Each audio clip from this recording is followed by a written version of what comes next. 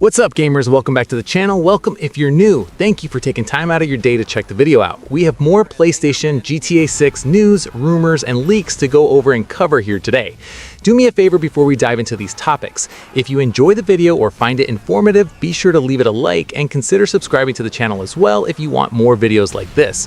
So now the PSSR 2.0 has dropped. Can the PS5 Pro actually run GTA 6 at 60 frames per second? For months, the answer from tech experts like Digital Foundry was a flat no.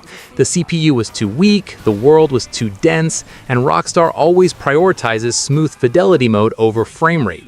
But everything changed this month. Sony just dropped PSSR 2.0, and the technical data coming out of this update is a game changer. We're talking about a complete rewrite of how the PlayStation 5 Pro handles AI upscaling, and internal rumors suggest Sony and Rockstar are working behind the scenes to make the impossible happen. Today, we are doing a deep dive into the math, the bottlenecks, and the brand new PSSR 2.0 benchmarks to see if Vice City will finally be the first 60 FPS Rockstar launch in history. First, we have to talk about the tech. PSSR, or PlayStation Spectral Super Resolution, is Sony's answer to NVIDIA's DLSS. Version 1.0 was good, but it had issues: shimmering on power lines, ghosting behind fast cars, and a weird film grain noise. PSSR 2.0 changes the game. Launch in March 2026, this version uses a brand new neural network co-developed with AMD, part of the Project Amethyst partnership. Here is why this matters for GTA 6. Aggressive upscaling. PSSR 2.0 can now take a 1080p internal image and reconstruct it to 4K with almost zero loss in clarity. GPU overhead. By rendering at a lower resolution and letting AI do the heavy lifting, the PS5 Pro's GPU is essentially cheating.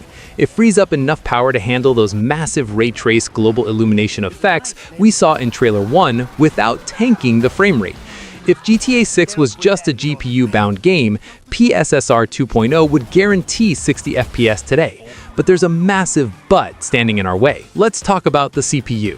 While the PS5 Pro has a monster GPU, roughly 45% faster than the base model, the CPU is almost identical. It's an 8-core Zen 2 chip with a high-frequency mode that only gives you a 10% boost to 3.85 GHz. In a game like GTA 6, the CPU handles NPC AI, every person in Vice City thinking, moving, and reacting, traffic simulation, thousands of cars and their physics, plus the new breaking glass physics that has been leaked this last week. This game's going to be epic. World logic, the sheer density of the environment. Digital Foundry's Rich Ledbetter has been vocal. If the base PS5 is CPU limited at 30 FPS, a 10% boost on the Pro won't magically double that to 60.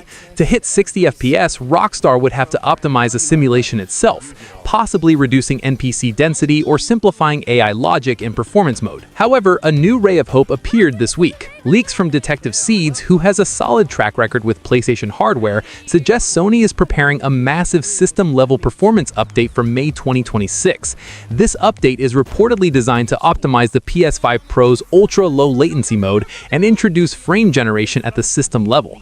Mark Cerny has shared more on the Project Amethyst collaboration with AMD, confirming that ML-based frame generation is coming to PlayStation platforms, but advising us not to expect any further updates this year.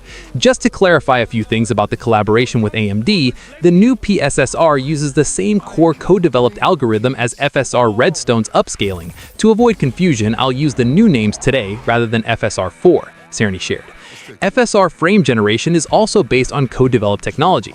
Think about that. If Rockstar can get GTA 6 to run at a stable 40 FPS natively on the Pro, Sony's new AI frame gen could fake the remaining frames to reach a perceived 60 or even 80 FPS.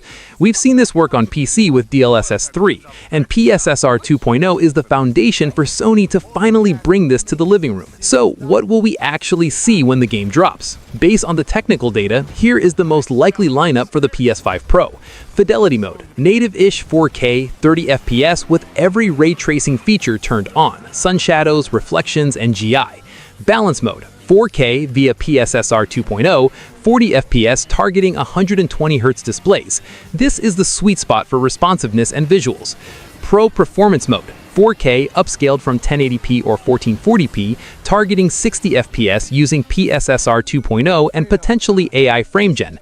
This would make the PS5 Pro the only place outside of a high-end PC to experience Vice City at high frame rates. The era of 30 FPS being the only option for Rockstar Games might finally be over. PSSR 2.0 is the missing piece of the puzzle that gives the GPU enough breathing room to let the CPU do its job. But I want to hear from you. Is 60 FPS a must-have for you to buy a PS5 Pro, or are you happy with 30 FPS as long as the graphics look like real life? Drop a comment below. I'm reading all of them. Don't forget to smash that like button if this technical deep dive helped you out, and subscribe for the latest GTA 6 hardware updates. I'll see you in the next one.